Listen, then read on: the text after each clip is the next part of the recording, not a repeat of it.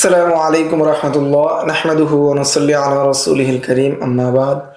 আজকের এই দর্শে আমরা আলোচনা করব মুফতি সাহেব যদি ভুল ফতোয়া দেন এবং এই ভুল ফতোয়ার কারণে যদি মুস্তাফতির ক্ষতি হয়ে যায়, প্রশ্নকারীর যদি ক্ষতি হয়ে যায়, তাহলে এর জামান মুফতি সাহেবের উপর আবশ্যক হবে কি হবে না, এর হুকুম সম্পর্কে আমরা বিস্তারিত জানব। হুকমু জিমান আল মুফতিল মুফতি, যে ভুল মুফতি বা ভুল ফতোয়া দানকারীর মুফতির ভুল ফতোয়া দেওয়ার কারণে যেই ক্ষতি হয়েছে সেটার জামান সম্পর্কে আলোচনা। হুকুম ওয়াইদা আমিলাল মুস্তাফতি বিফতওয়া ফি ইতলাফিন বিফতওয়ান ফি ইতলাফিন, যদি কি করেন মুস্তাফতি এমন ফতোয়ার উপর আমল করেন যেটার কারণে তার ধ্বংস হয়, ফাবানা খতাউহু, এরপর যদি সেটা কি প্রকাশ পেয়ে যায়, ভুল প্রকাশ পায়, ওয়াইন্নাহু খালাফাল কাতিআ, আর যদি সেটা অকাট্য কোনো বিধানের কি হয়, মুখালাফাত হয়। ফাযাকারাল হাফিজ আবু আমর ইবনে সালাহ রাহিমাহুল্লাহু তাআলা আনিল উস্তাদ আবি ইসহাক থেকে তিনি বর্ণনা করেন, আন্নাহু ইউজমানু ইন কানা আহলান লিল ফাতওয়া, তাহলে মুফতি সাহেবকে জরিমানা করা হবে, জামান দিতে হবে, জরিমানা দিতে হবে যদি সে ফতোয়া দেওয়ার যোগ্য হয়।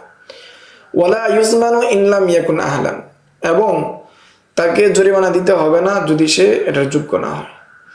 লিআন্নাল মুস্তাফতিয়া কাসারা ফির রুজুই ইলা গায়রি আহলিন লিল ফাতওয়া, কারণ মুস্তাফতি তিনি যে ফতোয়ার যোগ্য না তার নিকট সে গিয়েছে, এটা তার ত্রুটি, অর্থাৎ মুস্তাফতির ত্রুটি, প্রশ্নকারী ত্রুটি, সে কেন জানলো না সে যোগ্য কি যোগ্য না।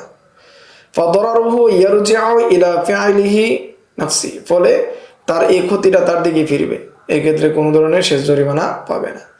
বিখিলাফি মা ইযা কানাল মুফতি আহলান লিল ফাতওয়া, এর বিপরীত হলো যদি মুফতি সাহেব ফতোয়া দেওয়ার যোগ্য হয়, ফাইন্নাহু লা তাকসিরা মিন কিবালিল মুস্তাফতি ফি রুজুই ইলাইহি, কারণ এই ক্ষেত্রে একজন মুস্তাফতির কোনো ত্রুটি নাই, সে কি যোগ্য ব্যক্তির কাছে গিয়েছে। ওয়া ইন্নামাল খাতাউ মিনাল মুফতি, আর এই ভুলটা মুফতি সাহেবের পক্ষ থেকে যেহেতু ফায়ুজমান, এই জন্য তাকে জরিমানা ধরা হবে, সে জামান দিবে, ক্ষতিপূরণ দিবে। লাকিন ক্বালা নবী রাহিমাহুল্লাহু তাআলা কাযা হাকাহু শেখ আবু আমর, এই বিষয়ে ইমাম নববী এবং আমর ইবনে সালাহ তারা বলেন যে সাকাতা আলাইহি, যে এই বিষয় কি তিনি চুপ, ওহুয়া মুশকিলুন, এটা অত্যন্ত কঠিন বিষয়। তো ওয়ায়ানবাগি আন ইউখাররাজা যিমানু আলা কওলাইল গুরুরিল মারুফিনা ফি বাবাই আল গযবি ওয়ান নিকাহ ওয়া গায়রিহিমা, তো উচিত হলো জামান দেওয়া, জামান বের করা প্রসিদ্ধ যে গুরুত্বপূর্ণ দুইটা বাব রয়েছে সেটার ক্ষতি অনুযায়ী, সেটা হলো গসব এবং বিবাহের অধ্যায়, যে আন ইয়াকতা বিআদামি যিমান, এবং তার কাছ থেকে জামান আদায় করা। ওয়া ইল্লা লাইসা ফিল ফাতাওয়া ইলজামুন ওয়ালা ইলজাম, তবে ফতোয়ার মাধ্যমে কি নাই, কোনো বাধ্যবাধকতা নাই, যে একজন মুফতি সাহেব কি দিল, ফতোয়া দিল, তাকে এটা মানতে হবে, এটার কি নাই, কোনো ধরনের বাধ্যবাধকতা নাই।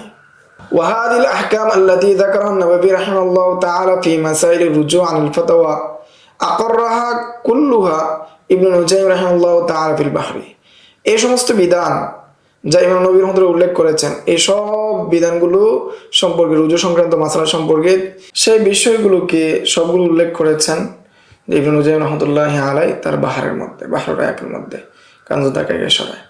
গায়রু আন্নাহু জাযামা বিআন্নাহু লা যিমানা আলাল মুফতি ফি সূরাতিল ইতলাফ, যে তিনি সেটাকে দৃঢ়ভাবে বললেন যে যদি ধ্বংস হয়ে যায় কোনো অবস্থায়, তখন এটার ক্ষেত্রে মুফতি সাহেব কোনো জামান দিতে হবে না, মুফতি সাহেবের উপর জামান আবশ্যক হবে না।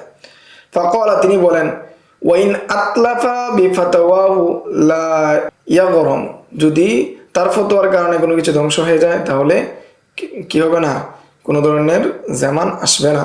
ওয়ালাউ কানা আহলান, যদিও তিনি কি হন, ফতোয়া দেওয়ার যোগ্য হন, যোগ্য হওয়ার পরে যদি ভুল করেন তাহলে জামান আসবে না। এই হলো ফতোয়া যদি ভুল হয় তার জামান আসবে কি আসবে না সেই সম্পর্কে সংক্ষিপ্ত আলোচনা। আসসালামু আলাইকুম ওয়া রাহমাতুল্লাহ। ومن يؤت الحكمة فقد أوتي خيرا كثيرا وما يذكر إلا أولو الألباب.